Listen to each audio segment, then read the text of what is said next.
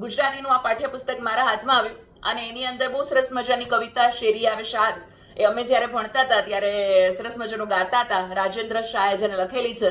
મને એમ થયું કે એનું કાવ્યગાન તો કરવું જોઈએ, હે ને. અમે નાના હતા ત્યારે બધી જ કવિતા ગાઈને સંભળાવતા મારા ટીચર, રાઈટ.